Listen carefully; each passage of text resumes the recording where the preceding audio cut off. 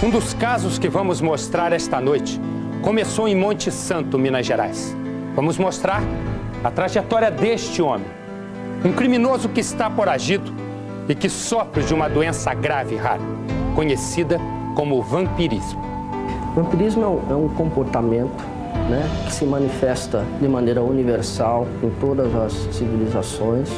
O vampirismo estaria enquadrado dentro dos casos de canibalismo, que são comportamentos, na maioria das vezes, são homicidas. O vampirismo que seria sugar o sangue, ou beber o sangue. Os vampiros dos filmes de terror moram em castelos e matam suas vítimas nas noites de lua cheia com mordidas no pescoço. Mas os vampiros da vida real são muito mais aterrorizantes, porque não são personagens de ficção.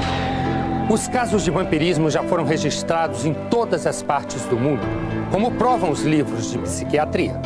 No Brasil, o primeiro caso foi diagnosticado em 1863 e o último em 1997, quando Marcelo Costa de Andrade confessou seus crimes. Como é que você fez? Pegou? Assim, aí foi no peito dela, no coração, né? Por que você fez isso? Eu aprendi, toda criança quando morre, vai pro céu, pastor falando, pastor rezar. Aí eu aprendi isso, aí eu fiz isso. Mas não pode ficar despreocupado, que eu sei que elas realmente vão ser salvas. Marcelo está preso no Hospital Psiquiátrico Heitor Carrilho, no Rio. Mas Benedito está livre. Ele fugiu há 8 anos do manicômio de Franco da Rocha, em São Paulo. Doentes mentais, como este vampiro, jamais poderão se reintegrar ao seio da coletividade de uma forma adequada. Hoje, com 59 anos, Benedito é acusado de ter matado 16 pessoas. Os crimes foram cometidos em 7 estados do Brasil. A última vítima foi uma criança. Um menino atacado na cidade de Aguaí, interior de São Paulo.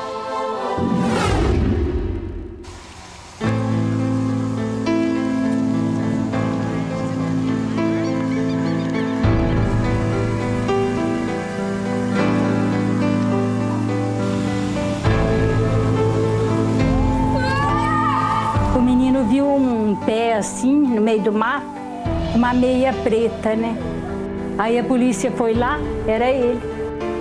O homem cortava as juntas assim, para beber o sangue. O corpo de Antônio dos Santos, o Tunim, de 8 anos, foi encontrado 24 horas depois. Sai daqui! Vai embora, moleque! Benedito foi criado pelo pai na roça em Lagoa da Prata, interior de Minas Gerais. A mãe dele morreu quando ele tinha 3 anos. A vida em casa, ao lado de 5 irmãos, era marcada por cenas de violência. O pai de Benedito, o alcoólatra, não deixava o filho em paz.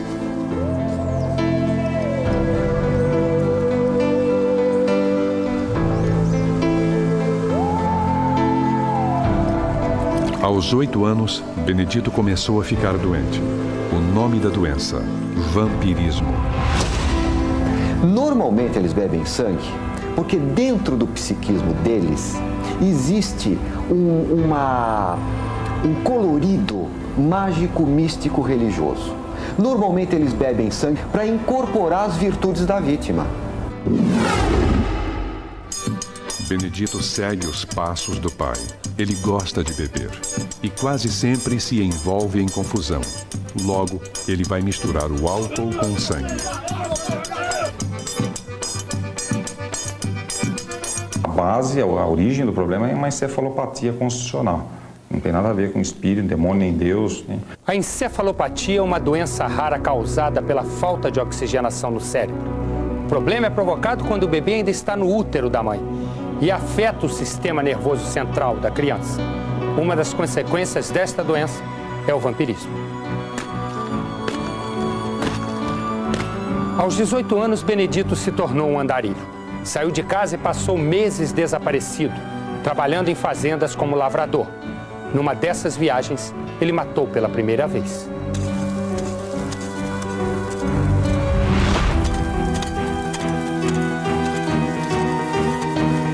O cenário do crime. numa fazenda na divisa do Amazonas com Mato Grosso.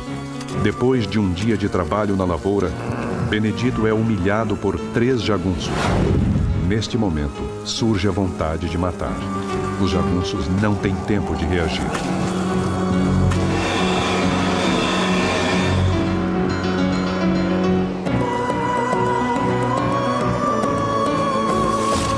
Desta vez, Benedito não suga o sangue das vítimas. Ao contar para a polícia por que matou, ele não demonstra qualquer sinal de arrependimento.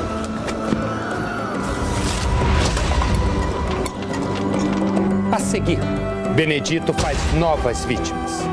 Mulheres e crianças sem possibilidades de defesa.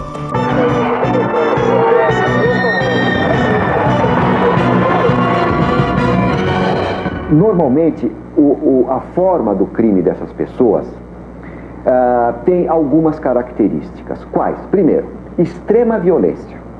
Segundo, falta de premeditação. Terceiro, ferocidade na execução do ato. Quarto, multiplicidade de golpes. E um outro fato extremamente característico é a ausência absoluta de remorso.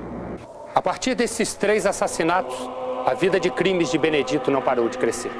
Sem rumo, sem destino, ele não escolhia vítimas, nem precisava de motivos para matar.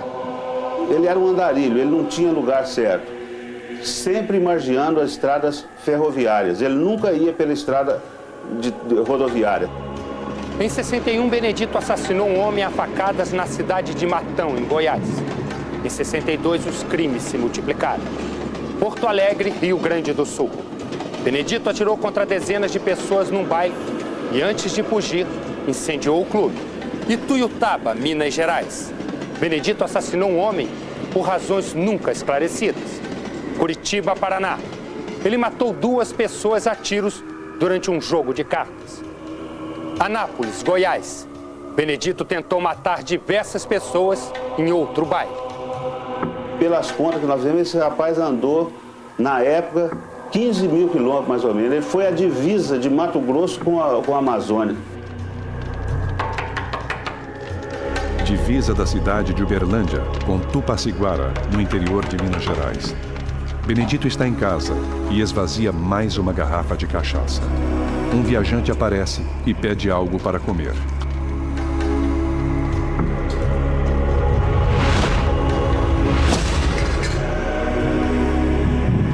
Benedito mata o visitante, esquarteja seu corpo e o enterra no fundo do quintal.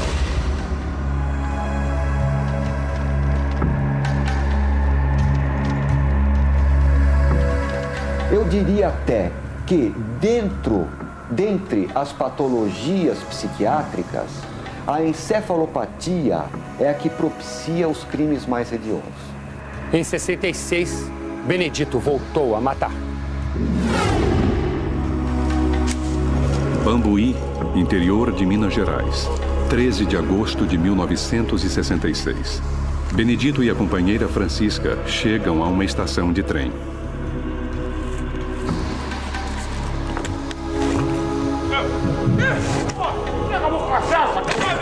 Bêbados, Benedito e Francisca discutem por uma garrafa de cachaça. A briga termina com golpes de peixeira. Pela primeira vez na vida, Benedito bebe o sangue da vítima. Em janeiro de 67, Benedito voltou para a Lagoa da Prata, cidade onde nasceu. E lá, ele matou mais uma vez. A vítima foi a própria prima, uma menina de apenas 9 anos. Logo depois de matá-la, Benedito perseguiu uma testemunha. E no mesmo dia, numa estrada deserta, mataria outra vez. No primeiro semestre de 67, Benedito tentou matar uma nova companheira. A mulher foi salva por caçadores que ouviram gritos de socorro. Benedito foi preso, mas como ninguém sabia que ele era culpado por outros assassinatos, acabou solto. Monte Santo, Minas Gerais, setembro de 67. Os meninos Jair dos Reis, 6 anos, e Darcy dos Santos, 7 anos, brincam no terreiro da casa da família de Jair, até que um chute mais forte na bola coloca os dois frente a frente com Benedito.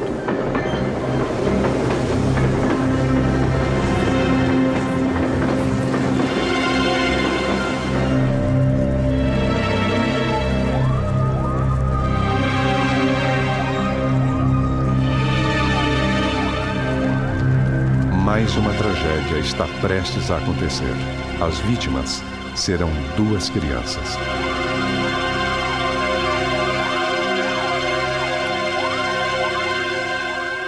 Eu terminei de fazer o café e chamava eles e não respondia.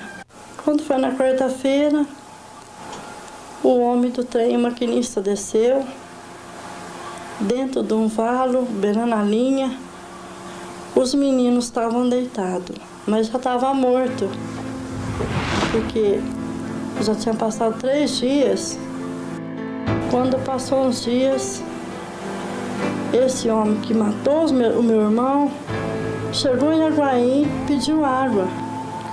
Aí o homem pegou e já suspeitou aquela sede dele, que bebeu muita água. Fez pergunta, ligou com a polícia. Pegaram ele e aí tinha sido ele mesmo. Ele falou que tinha sido ele mesmo que tinha matado. Mas ele era um homem normal, só que ele era igual um vampiro. Ele disse que era a praga da mãe, não era mais nada além disso. 12 dias depois de matar Darcy Jair em Monte Santo, Benedito voltou a atacar. A vítima foi o garoto Toninho, que se preparava para mais um dia de aula na Escola Municipal de Aguaí, interior de São Paulo.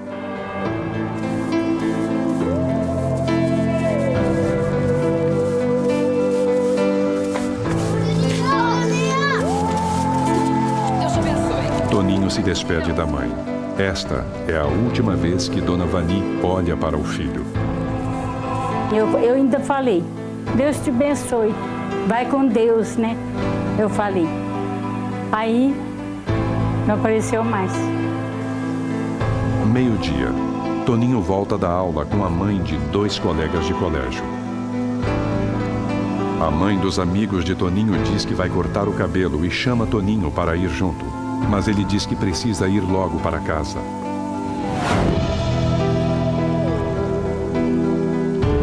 Aí, como ele não chegou na hora que ele costumava, eu já fiquei preocupada, né? Toninho é uma presa fácil para o vampiro.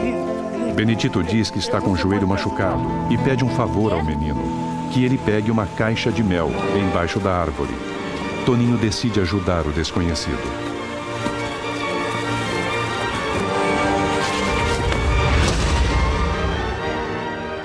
E eu lá esperando, chorando, naquele desespero, né? E esse menino não aparecia.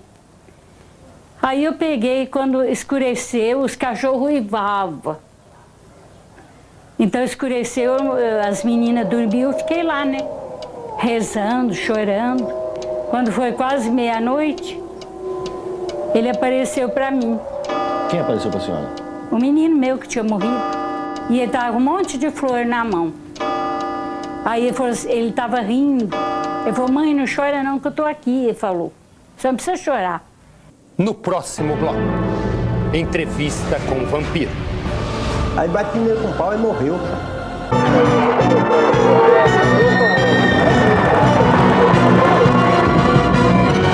Assassinados por Benedito, os 3 meninos, Jair, Darcy e Toninho, foram considerados santos pelos moradores.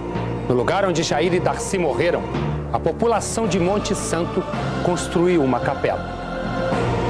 Pessoas que eles têm feito milagre e vêm aqui agradecer os milagres que é recebido deles. A senhora acha que eles viraram santos por quê? Porque ele morreu com fome, com sede e não tinha pecado. Eles eram criança inocente, né?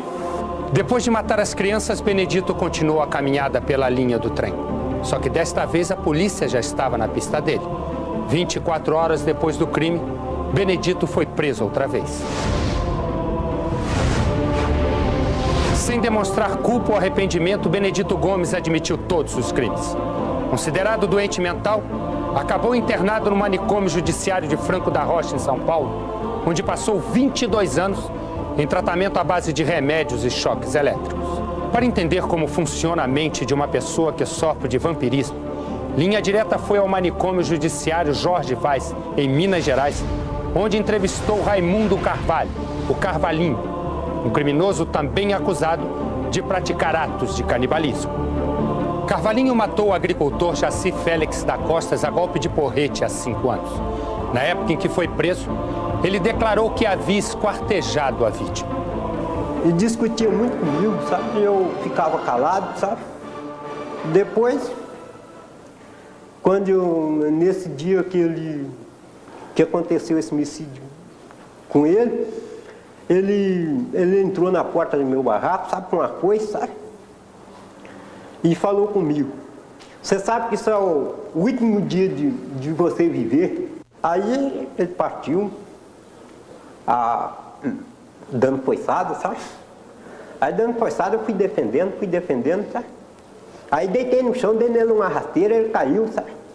Ele caiu, eu consegui tomar a foice dele, joguei a foice para um lado, sabe? Aí bati nele com pau, sabe? Aí bati nele com pau e morreu, sabe? Dei nele 2 poladas e morreu. Em seguida, ele pegou o corpo, levou para dentro de casa e cortou o corpo. Eles não inventam mais, fala que eu piquei ele. Se tiver coragem de falar que eu tinha até comido dele. Hoje, ele retornou aqui ao manicômio. Tem 2 anos, ele retornou em 97 para cumprir medida de segurança. Nesses 2 anos ele está sob efeito de medicação e por isso o quadro psicótico não está mais agudo. Então ele já não conta mais todos os detalhes. Carvalhinho continua preso, mas no dia 27 de junho de 91, Benedito, que trabalhava na pocilga do manicômio, se aproveitou de uma distração dos funcionários e fugiu. Ele saiu correndo, entrou na mata, os funcionários foram atrás, mas ele conseguiu se esconder. Até hoje, Benedito está foragido. Para especialistas em vítimas do vampirismo, alguns crimes bárbaros hoje arquivados na polícia e com autoria desconhecida podem ter sido cometidos por ele. Eu morro de medo, né? Esse homem acabou com a nossa vida. Linha Direta usou a computação gráfica para tentar reproduzir como estaria hoje o rosto do assassino. Se você tem alguma informação que possa levar a Benedito Gomes da Silva, apelidado de Vampiro de Monte Santo, ligue para a Linha Direta, Rio de Janeiro, 547-9040. Sua identidade será mantida no mais absoluto sigilo.